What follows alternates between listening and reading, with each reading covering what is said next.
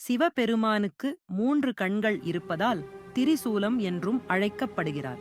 சிவபெருமானின் 3வது கண்ணுக்கு பின்னால் 2 விதமான சுவாரஸ்யமான கதை உள்ளது.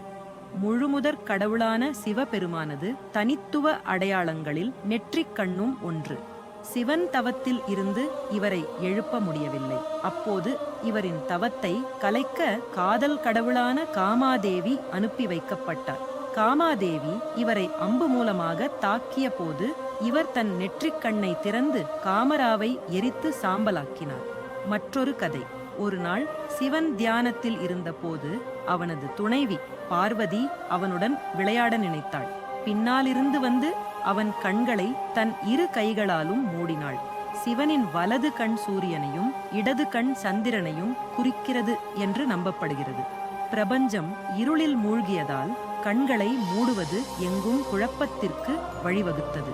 உடனே சிவன் தனது நெற்றியில் 3வது கண்ணை தனது தெய்வீக சக்திகளால் உருவாக்கினார். மேலும் நெருப்பின் வெப்பத்தால் பார்வதியின் கைகளில் வியர்த்தது. வியர்வை. சிவன் மற்றும் பார்வதி தேவி இருவரின் சக்திகளுடன் இணைந்து அந்த கா என்ற அவர்களின் குழந்தையாக மாறியது.